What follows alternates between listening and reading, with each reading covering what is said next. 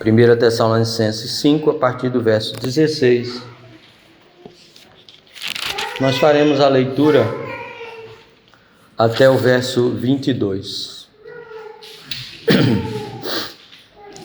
Regozijai-vos sempre, orai sem cessar, em tudo dai graças, porque esta é a vontade de Deus em Cristo Jesus para convosco. Não apagueis o espírito, não desprezeis as profecias, julgai todas as coisas, retende o que é bom, abstende-vos de toda sorte de mal. Até aí a leitura. Nós iremos orar pedindo a bênção de Deus. Ó Deus Todo-Poderoso, diante da leitura da Tua Palavra, Senhor, nós suplicamos a compreensão dela e a aplicação para a vida de cada um de nós, para que estejamos atentos ao Teu querer sobre nós, ó Deus. Por isso suplicamos a iluminação do Santo Espírito do Senhor, para que haja uma compreensão daquilo que o Senhor nos ensina e também haja uma aplicação destas verdades na nossa vida diária, no nosso viver, Senhor. É isso que nós te pedimos em nome do Senhor Jesus Cristo. Amém. Irmãos, da última vez que fizemos a exposição desta carta, nós abordamos aquilo que o apóstolo Paulo nos fala no final do capítulo 4, que diz respeito à ressurreição dos mortos e à vinda do Senhor Jesus Cristo. Nós vimos que o apóstolo Paulo, no final do capítulo 4, nos ensina não somente a respeito da volta, do retorno do Senhor Jesus Cristo como algo certo, mas também que aqueles que porventura estiverem mortos, quando o Senhor voltar, eles não ficarão em desvantagens em relação àqueles que estiverem vivos, pois esta era a preocupação dos tessalonicenses. E o apóstolo Paulo, portanto, deixa claro que haverá ressurreição dos mortos, e estes mortos nos seus corpos serão transformados, e juntamente com aqueles que estiverem vivos, que também serão transformados sem passar pela morte, eles se encontrarão com o Senhor nos ares. Foi isso que o apóstolo Paulo nos ensinou no final do capítulo 4. No início do capítulo 5, ele dá continuidade a respeito desta questão. Só que agora ele vai dar respostas a outros questionamentos, como quando o Senhor voltará, ou em que época ele voltará. O apóstolo Paulo deixa mais uma vez claro, e que já era do conhecimento dos irmãos, que nós não sabemos o dia e a hora, os tempos e as épocas, não cabe a nós. Ele então muda o foco e procura orientar os irmãos para que, ao invés deles terem a preocupação com os dias e as épocas, eles se preocupem em ter uma vida de vigilância, pois esse dia é um dia repentino. Apesar dos sinais, nós não sabemos o dia e a hora, portanto, devemos estar preparados. Este deve ser o foco daqueles que confessam a Jesus como Senhor. Ele finaliza, então, as sessões iniciais do capítulo 5, estimulando os irmãos a viverem uma vida sóbria, a que eles se revestissem da couraça da fé e do amor, e que tomassem o capacete da esperança da salvação. A razão disso, diz o apóstolo Paulo, é que Deus não nos destinou para a ira, mas para alcançar a salvação mediante a morte e a ressurreição do Senhor Jesus Cristo. Estas foram as suas palavras finais. Eram palavras de consolo, pois ele havia falado a respeito da ira do Senhor quando da sua volta. Então ele se vê na necessidade de estimular, de não só advertir, mas também de levar os irmãos a viverem uma vida de esperança no retorno do Senhor Jesus Cristo. Do verso 12 ao verso 15 do capítulo 5, ele então dá algumas instruções finais a respeito, primeiramente, das responsabilidades da igreja para com a sua liderança, porque eles se empenham, o trabalho destes é um trabalho árduo e que, portanto, deveria ter o apoio da igreja, deveria ter as orações da igreja, deveria ter o consolo da igreja, deveriam ter o estímulo da igreja, em virtude do nobre trabalho que eles se dedicam ao Senhor e à igreja, sobre a qual o Senhor Jesus Cristo os constituiu bispo, como diz Pedro em sua carta, e que, portanto, eles tivessem estes em alta estima. E por último, da seção a qual me refiro, ele fala das responsabilidades pessoais, porque o trabalho não é só o trabalho da liderança, mas é o trabalho de cada um de nós. Nós todos devemos admoestar, advertir uns aos outros e não terem leveza aquilo que é errado e não esperar que a liderança da igreja resolva questões as quais é possível de se resolver entre os irmãos. Portanto, ele chama a responsabilidade a todos. Então, foi essencialmente a respeito disso que nós vimos o apóstolo Paulo tratar. Agora, ele dá alguma orientação, ele então continua a tratar destas questões no restante destes versos, a partir do verso 17 até o verso de número 22. O apóstolo Paulo, então, do verso 17 em diante, ele continua exortando-os com uma série de imperativos, de verbos no imperativo, o que nos mostra que não é só apenas um conselho ou uma orientação que fica a critério, a escolha de cada um decidir se de fato atende à exortação do apóstolo ou não atende, porque de fato, no mínimo, ele vai utilizar 15 verbos no imperativo. Então é como se fosse, de fato, uma ordem dada pelo apóstolo Paulo. E a primeira delas é o versículo de número 17, um versículo muito curto. Na verdade, o verso 17, 18 e 19, um verso tem relação com o outro, nada do que o apóstolo Paulo diz aqui está desconectado de todo o contexto da carta, nada do que ele diz aqui está desconectado de todo o contexto do capítulo 5, os últimos versos antes do verso 17, assim também como nada do que nos é dito aqui está desconectado de um verso do outro. Portanto, o verso 17, 18, 19, eles estão relacionados uns com os outros. Dessa maneira, nós poderemos compreender e explorar um pouco mais a respeito daquilo que ele nos ensina aqui. E a primeira exortação, o primeiro ensino, ou a primeira advertência que ele nos dá, é a respeito da oração. E ele diz, ou melhor, verso 16, né? Estava no verso 17, mas é o verso 16. É a respeito da alegria que o crente deve ter. Aqui, nestes versos 16, 17, 18, ele vai falar a respeito das responsabilidades pessoais diante de circunstâncias adversas. Versos 16, 17 e 18. São responsabilidades de cada um de nós, são responsabilidades internas. Os irmãos lembram, ele falou a respeito das nossas responsabilidades de uns para com os outros, de nós para com a liderança, de nós para nós mesmos, uns com os outros.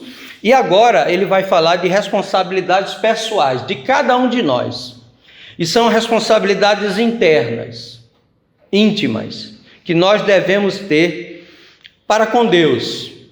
E que estas responsabilidades que nós devemos ter para com Deus, elas também se refletem na vida da congregação.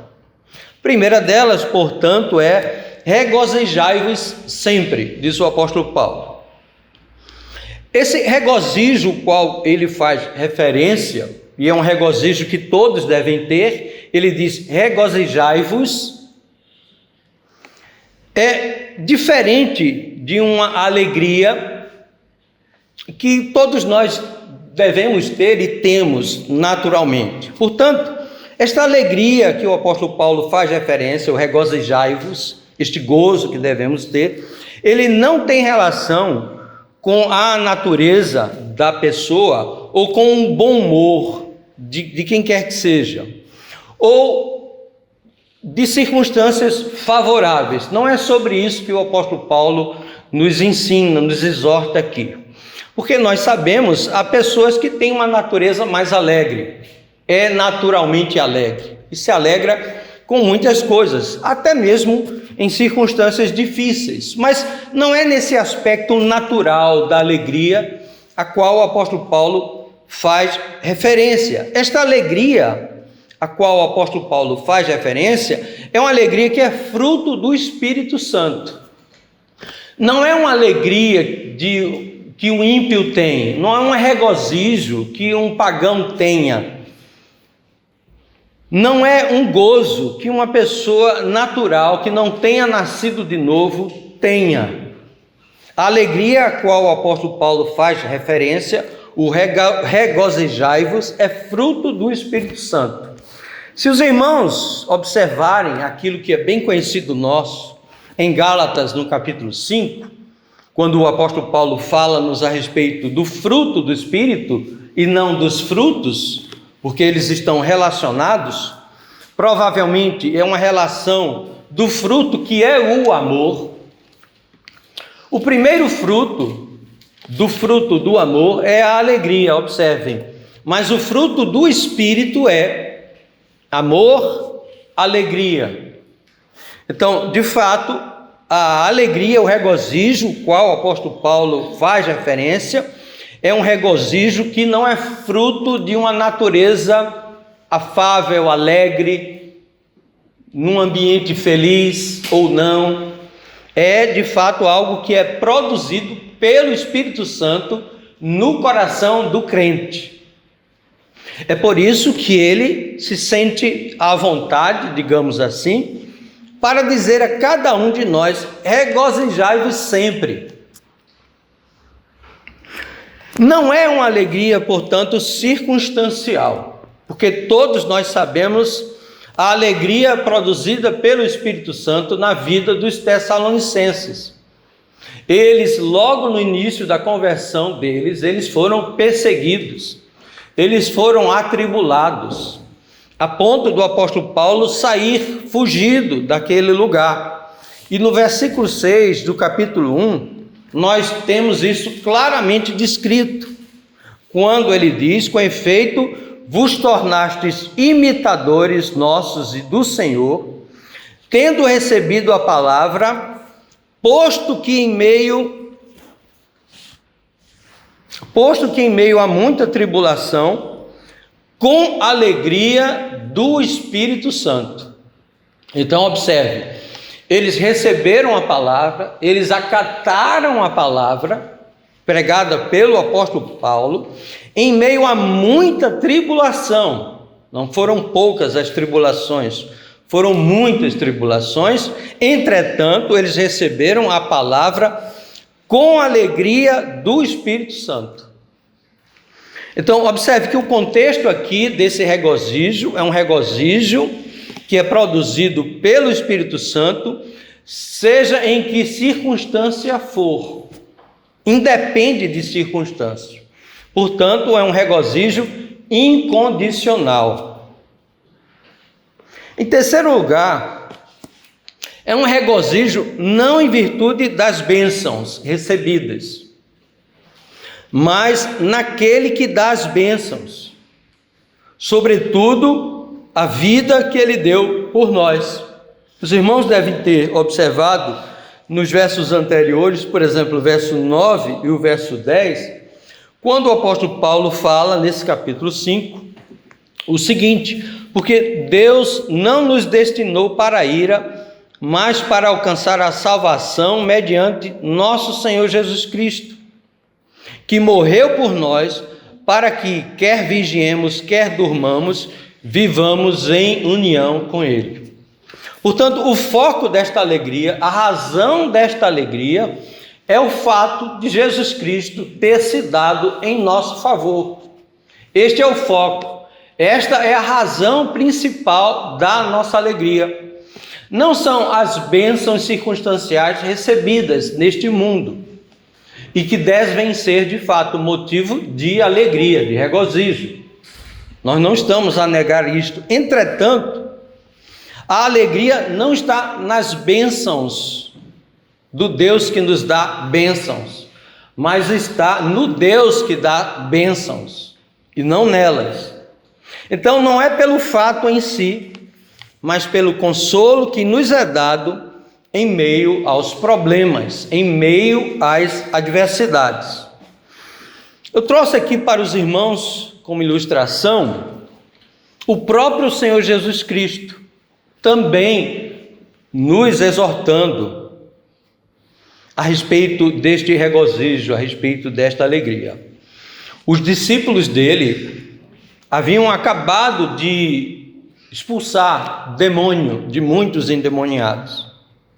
E o Senhor Jesus Cristo, em Lucas, no capítulo 10, verso 20, ele diz o seguinte: não obstante, porque eles estavam muito exultantes em virtude do poder que lhes foi concedido de advertir e de expulsar demônio, Jesus diz: não obstante, alegrai-vos não porque os espíritos se vos submetem, e sim porque o vosso nome está arrolado nos céus. O nosso nome estando arrolado nos céus é motivo para alegria, é motivo para regozijo. Portanto, não é circunstancial. Diante de tribulações, o nosso nome continua arrolado nos céus. Diante de tristezas, o nosso nome continua arrolado nos céus. Então, independe de circunstância essa alegria a qual ele faz referência, em virtude do motivo. Um motivo que não nos é tirado. O próprio Senhor nos ensina que ninguém será arrebatado de suas mãos. Portanto, é natural, nesse sentido, não é? Em virtude da obra realizada por Cristo, e pelo fato do nosso nome estar arrolado nos céus, o apóstolo Paulo dizer: regozijai-vos sempre. É natural que ele nos ensine isto. Em quarto lugar, isso não significa dizer que não possamos ter motivos para tristeza em dados momentos, em dadas situações. Porque estas coisas podem coexistir. Eu posso estar triste, atribulado, mas ao mesmo tempo alegre internamente. Se a minha mente estiver de fato voltada para os céus, para as coisas de Deus. O sábio Salomão diz que há tempo de chorar, há tempo de rir, há tempo de prantear e há tempo de saltar de alegria. Portanto, de fato, a Bíblia não nega a dor que sentimos, as tribulações pelas quais passamos, as dificuldades da vida. Não é um masoquismo, mas é uma alegria interior, que podemos interiorizar, sabendo daquilo que o Senhor fez em nosso favor, por meio do Evangelho. Nós sabemos, Jesus chorou, Jesus se angustiou até a morte, mas ele viu o fruto do penoso trabalho, diz o livro de Isaías no capítulo 53, e ele ficou satisfeito. Então a sua expectativa, mesmo em meio à dor, a sofrimento, não estava naquela angústia presente, mas estava no final da história. Eu costumo dizer que a nossa vida é como um filme. Nós conhecemos o início, nós conhecemos o fim neste mundo. E nós crentes conhecemos aquilo que vem depois. Nós sabemos da nossa vitória como certa, como garantida. É por este motivo que o apóstolo Paulo diz: regozijai-vos sempre, em virtude da alegria que lhe estava proposta. Abram, por favor, em Hebreus capítulo 12.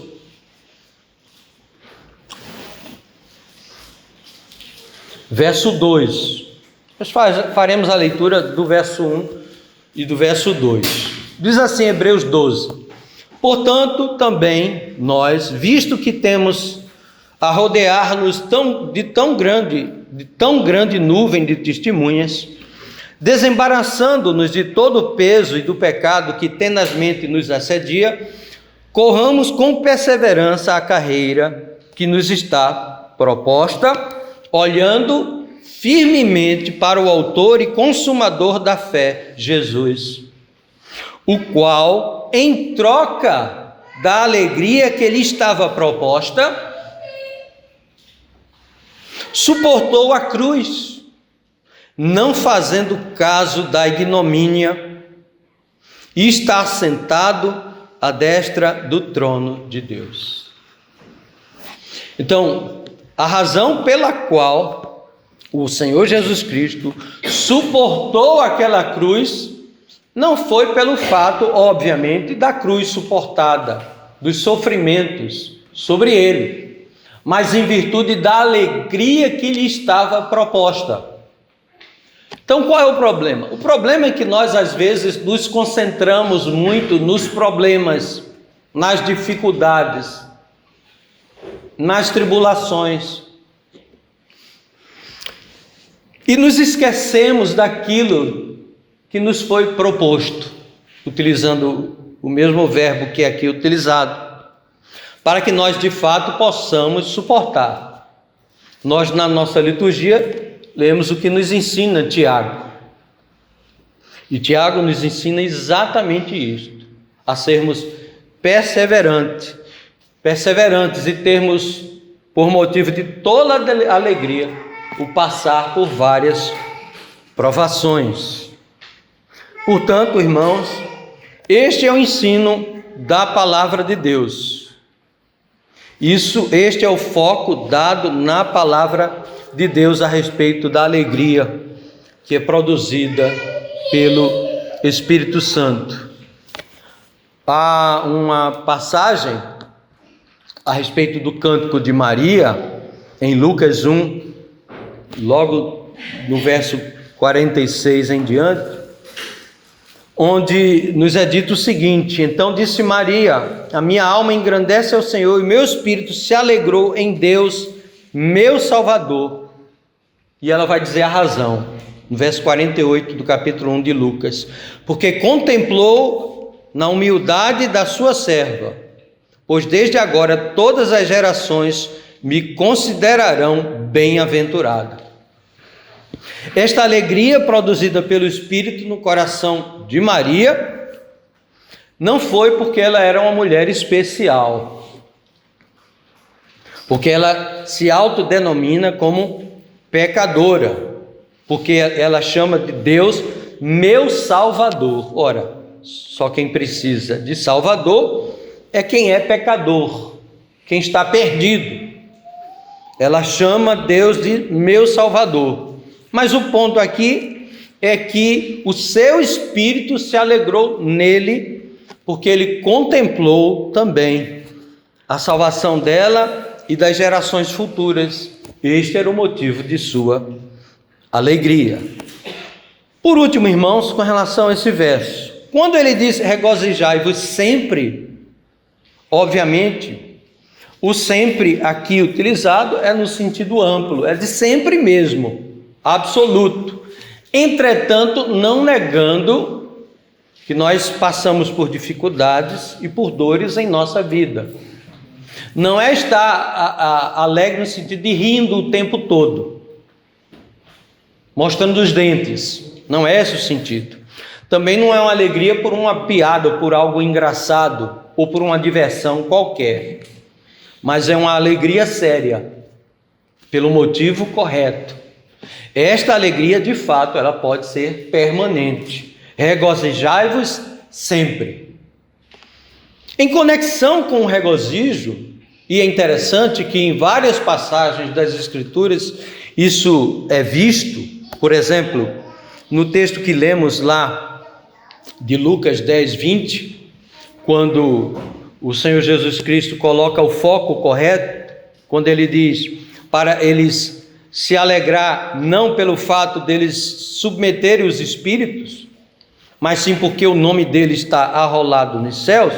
O verso 21 diz o seguinte, de Lucas 10: naquela hora exultou Jesus no Espírito Santo e exclamou: graças te dou, ó Pai, Senhor do céu e da terra, porque ocultastes estas coisas aos sábios e instruídos e as revelastes aos pequeninos, Senhor Pai, porque assim foi do teu agrado. Imediatamente a falar de regozijo, de alegria, o Senhor orou. E é exatamente isso que nos ensina o apóstolo Paulo na sequência do verso 16. Verso 17, ele diz: orai sem cessar. Então, observe que esse regozijo, ele deve nos levar à oração, não à exultação ou à exaltação de nós próprios, pelo que Deus realizou por nós, mas imediatamente nós nos colocamos de joelhos em virtude da alegria que nos está proposta. É a primeira reação, o que mostra que de fato não é uma alegria, não é um regozijo qualquer, é pela motivação correta. O regozijo deve nos motivar à oração. Alegrai-vos não porque os espíritos se vos submetem. Jesus então ora e diz: bem-aventurados, e dá graças ao Senhor. Da mesma forma, já que falamos a respeito de Maria, há um texto lá em Lucas, no capítulo 11, verso 27 e 28, quando Jesus diz palavras de sabedoria e de graça. Uma mulher que estava na multidão exclamou e disse: bem-aventurada aquela que te concebeu e os seios que te amamentaram. É um elogio que foi feito a Jesus e a alegria que deve ter tido a mãe dele. Mas observe o que é que Jesus diz no verso 28. Ele, porém, respondeu: antes bem-aventurados são os que ouvem a palavra de Deus e aguardam. Esses são os bem-aventurados. Portanto, ele coloca o foco correto. Em virtude disto, o que é que nós podemos fazer? Orar sem cessar. Obviamente, a oração sem cessar não é uma oração ininterrupta, porque nós temos os nossos afazeres, óbvio. Nós trabalhamos, nós cuidamos do bebê, nós fazemos outras atividades comuns à sociedade. O próprio Senhor Jesus Cristo tinha a sua atividade de sair e pregar o Evangelho, portanto, ele não estava a todo momento orando no sentido em que entendemos de nos concentrar em direção a Deus e colocar diante dele nossas necessidades e gratidões. Mas é orar de uma forma não ininterrupta, mas de uma forma constante. A cada oportunidade que tivermos, mesmo diante de uma atividade, de um trabalho, nós devemos sempre ter a mente voltada para Deus e orarmos sem cessar neste sentido. Estarmos sempre sabendo que esta alegria, esse gozo que é produzido pelo Espírito Santo, não é algo produzido por nós mesmos ou pelas circunstâncias, e por isso devemos orar sempre, sem esmurecer, como nos ensina a palavra de Deus. Portanto, A oração é o segundo imperativo dado pelo apóstolo Paulo aqui. O primeiro é o regozijo, o segundo é a oração, que é uma consequência deste regozijo. E por último, em terceiro lugar, é a gratidão. É a razão pela qual nós devemos orar. Aquele gozo produzido pelo Espírito Santo em nosso coração, em razão daquilo que Deus fez por nós, produz oração, e esta oração é uma oração de gratidão. Ele diz: em tudo dai graças, diz o apóstolo Paulo, porque esta é a vontade de Deus em Cristo Jesus para convosco. Então observe a conexão, é a vontade de Deus em Cristo Jesus. Então sempre estas coisas estão conectadas, estão unidas, estão ligadas a Cristo Jesus, tudo aquilo que Ele fez em nosso favor. Esta é a vontade de Deus. Agora, o que é que significa tudo? Obviamente, tudo aqui tem um limite. Eu não vou dar graças porque eu caí em pecado. Eu não vou dar graças porque eu feri alguém. Eu não vou dar graças a Deus porque eu menti. Então, obviamente, se é em Cristo Jesus, eu devo dar graças pelas coisas corretas, pelas coisas lícitas. Então, enquanto a alegria nos leva à oração, a oração nos leva à gratidão por motivos lícitos. Então, isso faz parte de estarmos cheios do Espírito Santo. É o que nos ensina a palavra de Deus. Diz o apóstolo Paulo em Efésios, dando sempre graça, falando a respeito do enchei-vos do Espírito Santo. Efésios capítulo 5, os irmãos podem observar aqui.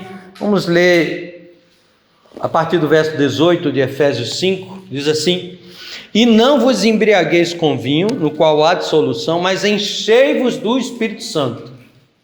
Enchei-vos do Espírito Santo como? Como é que eu devo ter uma vida cheia do Espírito Santo? Como é que é isso? Como isso se concretiza? Ele diz: falando entre vós com salmos, entoando e louvando de coração ao Senhor com hinos e cânticos espirituais, dando sempre graças por tudo a nosso Deus e Pai, em nome de nosso Senhor Jesus Cristo. Portanto, o dar graças faz parte de ser cheios do Espírito Santo. Uma pessoa que é cheia do Espírito Santo é uma pessoa que vive a se regozijar por aquilo que Deus realizou por ela. É uma pessoa que ora. Então é impossível um crente não orar. Um crente que não ora, ele não é crente, nunca foi crente na vida dele. Todo crente ora. Alguns oram mais, outros oram menos. Alguns são mais devotos, outros não. Mas todo crente, sem exceção, ora. E todo crente, sem exceção, também ele dá graças. Agora, quanto mais cheios do Espírito Santo, mais graças devemos dar a Deus por tudo. Como é que devemos dar graças, então, por uma circunstância adversa? Devemos dar graças não pela circunstância adversa, devemos dar graças não pela tribulação, mas devemos dar graças porque mesmo em meio à tribulação, mesmo em meio às circunstâncias adversas, nossa fé persevera. O nosso nome continua arrolado no reino dos céus. Nós continuamos a sermos amados por Deus Pai. Então, em meio ao caos, nós temos algo que o diabo não pode nos tirar, nos tomar, nem as circunstâncias da vida. Podemos perder o nosso corpo, mas a nossa alma jamais. O nosso espírito nunca. Portanto, essa é a razão porque em tudo devemos dar graças, porque esta é a vontade de Deus em Cristo Jesus para convosco, diz o apóstolo Paulo. Aqui então ele encerra nestes 3 imperativos a respeito das responsabilidades pessoais, que não depende de outro, como nos versos anteriores, responsabilidades entre nós e para com a nossa liderança. Aqui são responsabilidades de cada um de nós, não depende nem dos outros, nem das circunstâncias. Agora, o apóstolo Paulo vai dar as exortações finais, versos 19, 20 e 21 e 22, falando a respeito das responsabilidades pessoais em relação a ouvir a palavra de Deus e em relação à origem dessa palavra. Não é a pessoa do Espírito que ele vai se referir aqui como extinta. Observe, não apagueis o Espírito, diz o apóstolo Paulo. E a pergunta que se faz é, ora, nós temos a capacidade de apagar, de extinguir, de cancelar o Espírito Santo de Deus?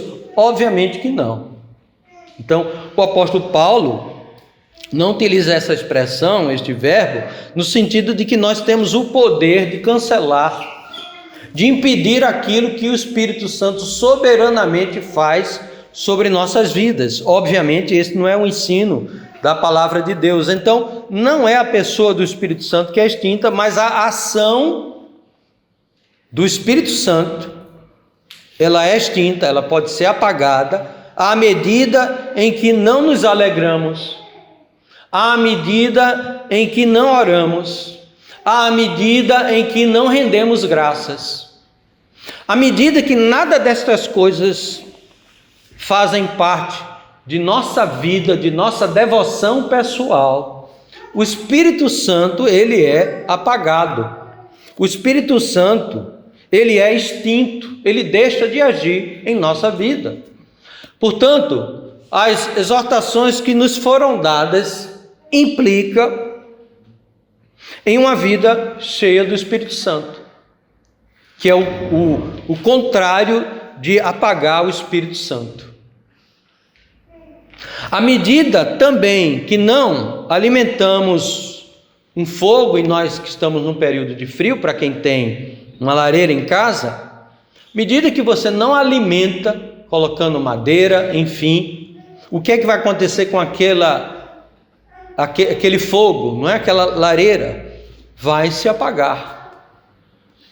Então, à medida que não alimentamos o fogo do Espírito em nós, agindo de conformidade com a vontade de Deus, nós apagamos o Espírito, porque nós estamos desprezando a ação do Espírito em nós e também nos outros, porque nós trazemos mais influências sobre as outras pessoas quando não temos uma vida cheia do Espírito Santo.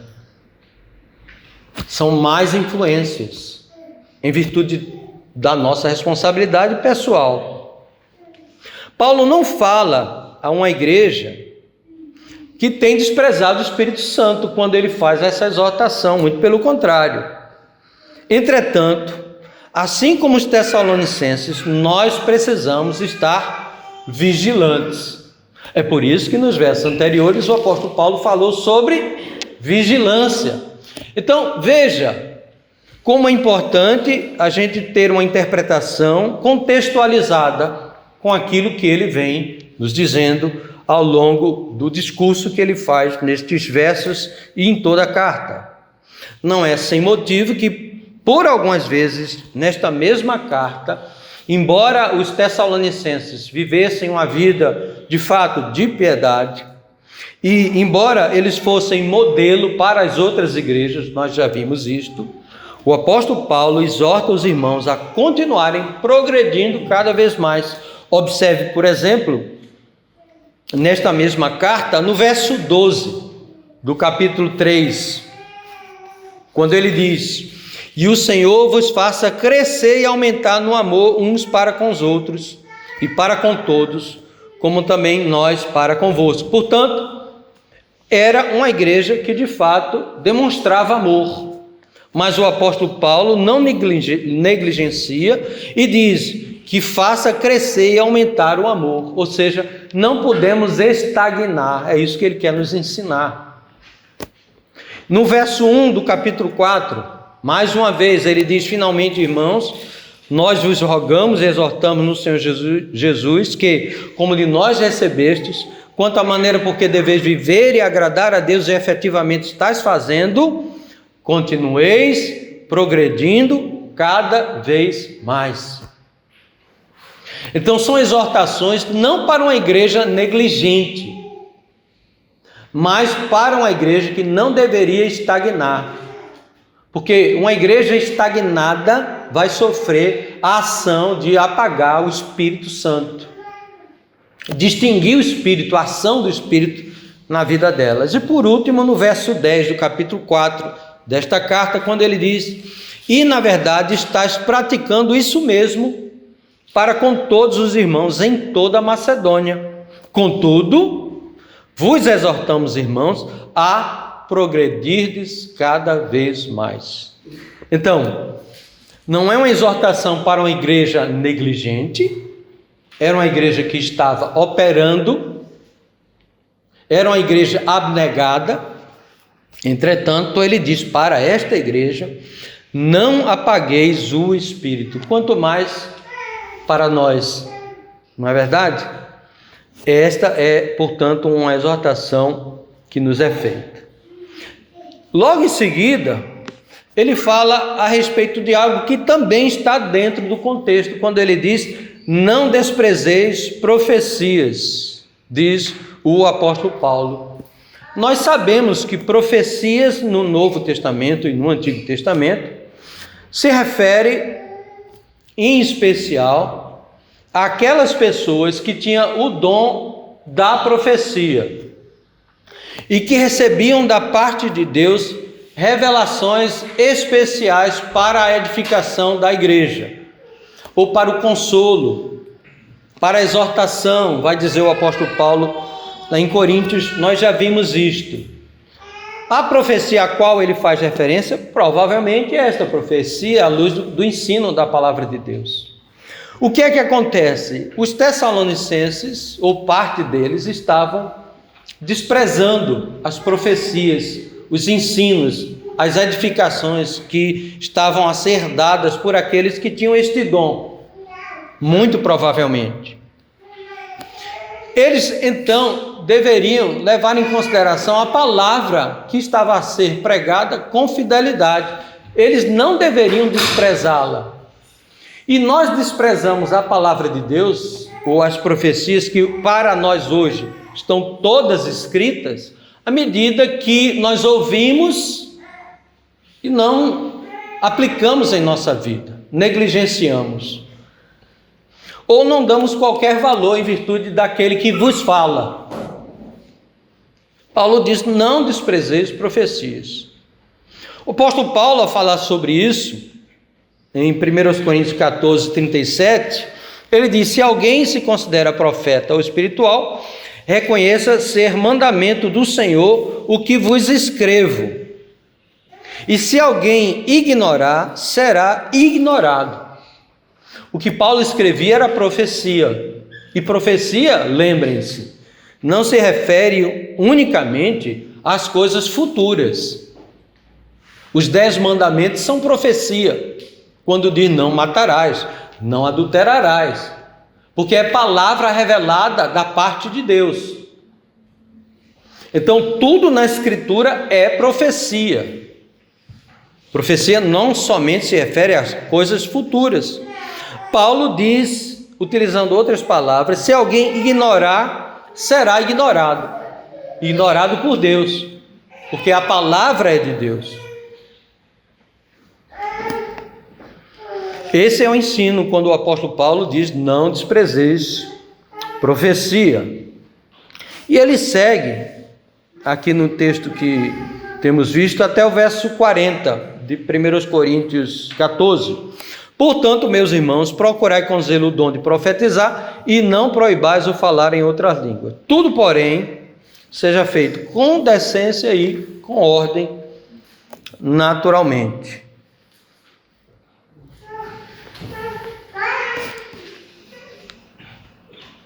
Então, provavelmente esta profecia revelacional que o apóstolo Paulo nos fala, entretanto, aplicando para os dias de hoje, o que é que nós temos como profecia? Nós temos como profecia a palavra escrita, conforme acabamos de ler em 1 Coríntios. Os coríntios estavam a desprezar o que o apóstolo Paulo estava a escrever. E o apóstolo Paulo escreveu 4 cartas para os coríntios. É verdade, nós só temos 2 delas, mas ele escreveu 4 cartas. Eles estavam a desprezar aquilo que o apóstolo Paulo havia escrito, que era palavra revelada da parte de Deus, e os irmãos estavam negligenciando. Para os nossos dias, profecia, nós podemos entender como tudo aquilo que é pregado, que é anunciado e que estiver de acordo com a palavra de Deus, que é profética.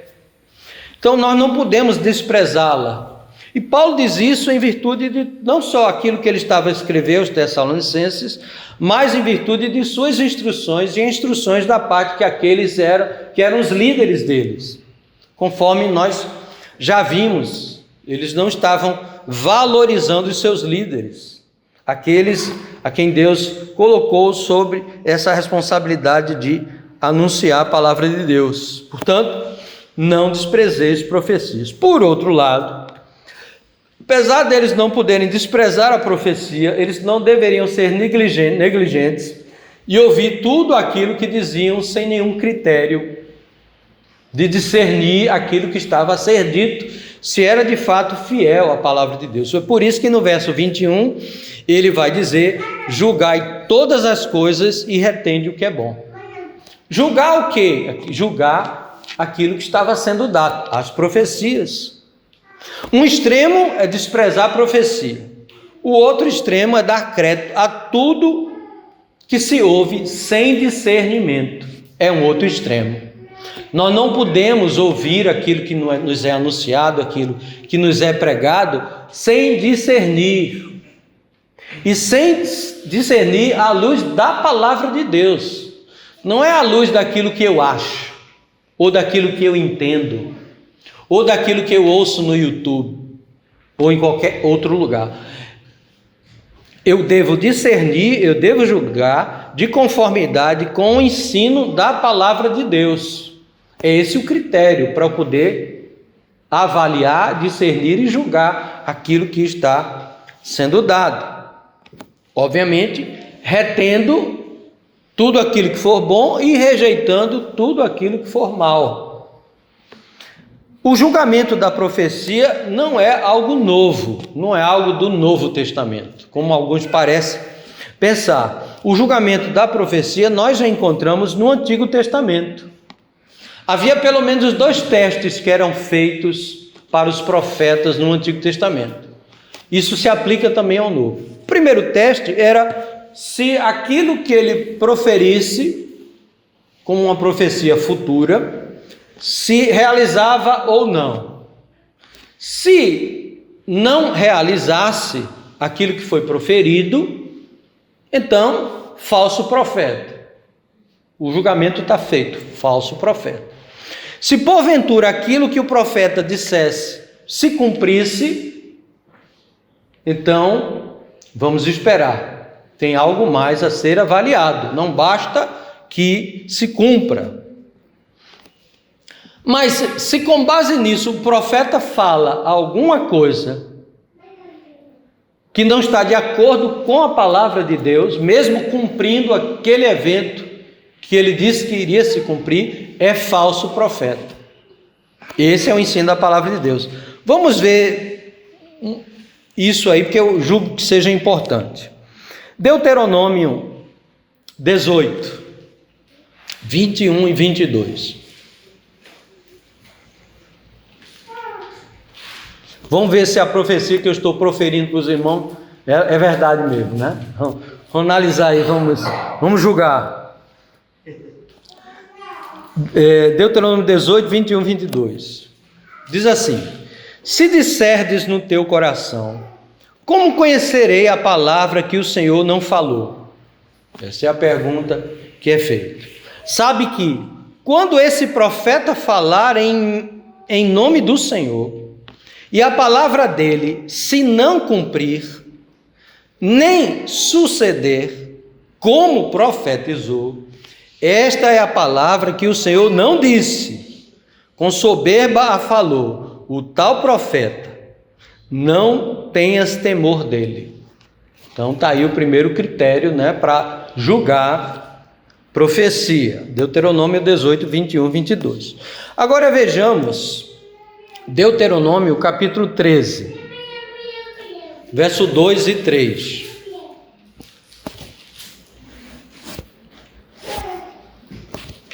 Vamos ler do verso 1, Quando o profeta ou sonhador se levantar no meio de ti e te anunciar um sinal ou prodígio, agora o verso 2 do capítulo 13, e suceder o tal sinal ou prodígio de que te houver falado, e disser, vamos após outros deuses, que não conheceste, e sirvamo-los, não ouvirás as palavras desse profeta ou sonhador, porquanto o Senhor vosso Deus vos prova, para saber se amais o Senhor vosso Deus de todo o vosso coração e de toda a vossa alma. Então observe aquilo que ele predisse, aquele sinal, aquele prodígio, de fato ocorreu, se concretizou, se realizou, conforme o verso 2.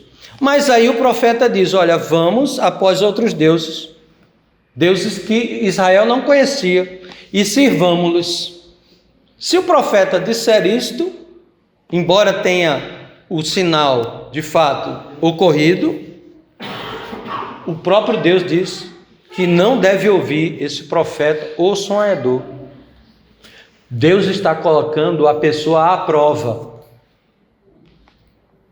Perceberam? Então esse era o critério com o qual aqueles irmãos poderiam julgar se o profeta, aquilo que ele proferia, aquilo que ele falava, era verdadeiro ou falso, se ele era um falso profeta ou não. Ainda um pouco mais. Isaías 8:20 diz assim, à lei e ao testemunho, ou seja, recorra à palavra de Deus. Se eles não falarem desta maneira, a lei e o testemunho, se refere à palavra de Deus, jamais verão a alva. É uma condenação. E por último, Oséias 4:12. O meu povo, observe agora, Oséias 4:12. O meu povo consulta o seu pedaço de madeira. Veja só, idolatria, Consultar um pedaço de madeira. E a sua vara lhe dá resposta. A vara aqui é o pedaço de madeira, o falso Deus. O povo consultou uma madeira de um santo, de um Deus qualquer. E o que foi que aconteceu? A vara deu resposta. Respondeu. De alguma maneira, deu resposta. Agora, por quê? Porque um espírito de prostituição os enganou. E eles, prostituindo-se, abandonaram o seu Deus. Então, veja o perigo de se dar ouvido a tudo e qualquer coisa. Porque muito do que dizem pode até vir por uma coincidência qualquer a se realizar, mas isso não significa que é a palavra de Deus autorizada. É um espírito de prostituição que engana a pessoa, e aí ela se torna cada vez mais idólatra por dar crédito a estas coisas. Portanto, o apóstolo Paulo diz, julgai todas as coisas e retende o que é bom. Mas a Bíblia não proíbe o julgamento, não. A Bíblia proíbe um julgamento falso, hipócrita. Porque senão não teríamos como pregar o evangelho a ninguém. Porque quando pregamos, anunciamos o evangelho a alguma pessoa, nós partimos do princípio, nós fazemos um julgamento prévio de que aquela pessoa não conhece a Deus, não conhece o evangelho. Então anunciamos. O que a Bíblia diz é, não lanceis pérolas aos porcos. Mas como é que eu sei se é porco ou se não é? Por um julgamento que eu faço. Então a Bíblia nos ensina a julgar com critério. Porque o apóstolo Paulo diz: julgai todas as coisas, retende o que é bom. Agora, como é que nós hoje podemos fazer isto? Muito bem. Primeiro, verificar se a profecia está de acordo com a palavra, a profecia que entendam, a pregação, o anúncio da palavra de Deus está de fato de acordo com a palavra. Verificar se o que está sendo pregado é coerente com a revelação geral de Deus. Em quarto lugar, verificar se o que está sendo dito é benéfico à igreja. Não é o único critério, viu? E por último, verificar se aquilo que está sendo dito é confirmado ao longo da história, pelos cristãos, ao longo da história. Nós não temos 6 anos de igreja, nós temos mais de 2000 anos de igreja. Nós não podemos desprezar a nossa história. Então é importante nós sabermos o que nos foi ensinado ao longo das gerações. E por último, nós não podemos achar que todos nós, que, pelo menos entre os brasileiros e portugueses também, todos nós achamos que nós somos um técnico, não é? de futebol. Todos nós entendemos de futebol e damos palpites, né? Fazemos as nossas análises dos jogadores, dos clubes, né? Enfim, todos nós fazemos isso. E todos nós, hoje em dia, especialmente, nos achamos teólogos, né? Todos nós somos teólogos. Então, a gente tem condição, cada um faz uma avaliação diferente do outro, não é verdade? Entretanto, nós sabemos que Deus concedeu dons aos homens. Apóstolo, profeta, mestres, evangelistas, pastores e mestres. Ele finaliza assim, lá em Efésios 4.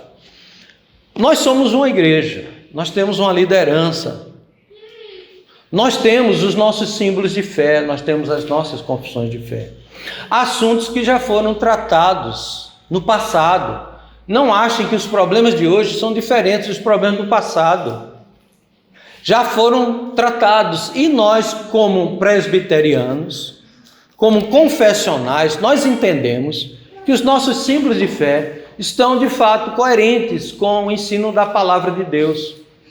Então não precisa estar inventando a roda. Nós podemos confiar na nossa liderança enquanto eles estiverem de acordo com a história da igreja e com a interpretação reformada das Escrituras. Então esse é um critério importante para nós levarmos em consideração quando vamos avaliar as coisas. Nós não podemos desprezar isto. Nós somos uma igreja confessional e nós fazemos parte desta igreja porque nós escolhemos fazer parte desta igreja. Não foi uma imposição. Obviamente, há coisas que são muito pertinentes à liderança, porque são eles os responsáveis pelo ensino. E há coisas às quais pode haver alguma discordância num ponto ou outro, que não seja problemático. Por exemplo, já que falamos a respeito de Israel, do futuro de Israel, é um texto extremamente difícil, aquele texto de Romanos 11, e há no meio reformado entendimentos nos quais entende que não tem mais nada a ver com o futuro de Israel, etc, etc. Já outros reformados, bons reformados, que acham que tem a ver. Por exemplo, o território lá onde se encontram os judeus, daquela luta intensa, né? Acho que tem nada a ver com o que ensina a palavra de Deus. Outros acham que tem alguma referência. Veja só, é um ponto em que, por exemplo, os nossos símbolos de fé não falam sobre essa questão. E que pode haver uma discordância aqui e ali, isso não é um problema, mas há uma harmonia, podemos conviver com estas diferenças. É claro, estou apenas dando um exemplo mais recente, mas há outras diferenças que podem coexistir sem que eu deixe a igreja por conta disso, não é? Entretanto, o ensino, a cátedra, deixemos sob a responsabilidade daqueles que são os nossos guias, conforme nos ensina o livro de Hebreus. E conforme nos ensina o apóstolo Paulo, tenhamos em alta estima, em alta consideração. E por último, ele encerra, verso 22, apartem-se, abstende-vos de toda forma de mal, ou de toda espécie de mal, eu devo me afastar, me abster. Se houver uma fofoca na igreja com relação a essas questões tratadas, se houver algum irmão com algum problema nesse sentido, então eu devo cortar o mal pela raiz. Não acho que você é forte o suficiente para conviver com determinadas coisas. Não acho. Nós devemos cortar o mal pela raiz. Então, o mal pode vir do meio religioso, do nosso próprio meio. Isso tanto pelo ensino, que ele trata aqui como profecia, como pelo mau exemplo. O mal pode vir pelo mau exemplo. Nós não podemos ter com leveza determinados maus existentes na igreja, achando que estas coisas não vão contaminar o povo de Deus. Contamina. O mau exemplo contamina e muito. Não é só o ensino. Então, se no nosso meio há mau exemplo, nós devemos exortar uns aos outros.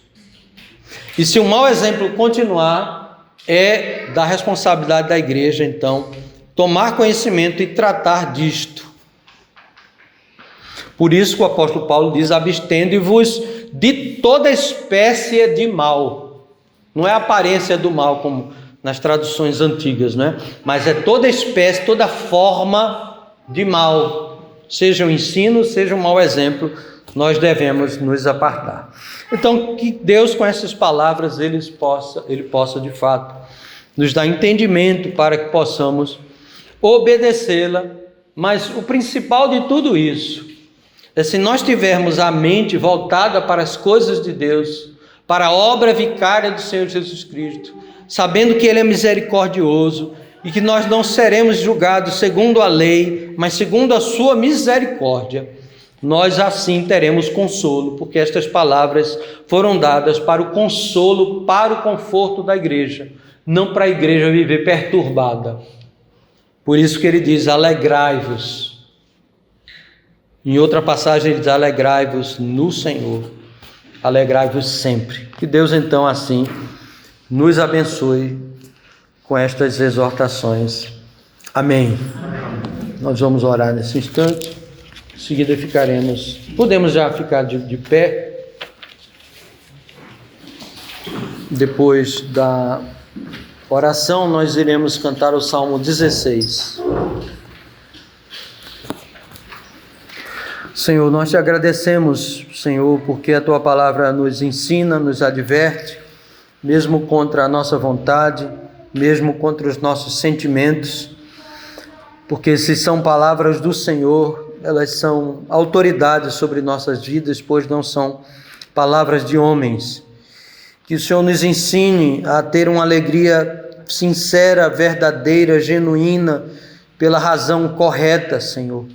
Que o Senhor também nos ensine a orar e não sermos negligentes para com a oração. Que o Senhor nos ensine a sermos gratos ao Senhor por aquilo que o Senhor fez, por aquilo que o Senhor faz, e tenhamos sempre no nosso coração a gratidão, que também produz alegria, por tudo que o Senhor fez, por tudo que o Senhor faz em nosso favor.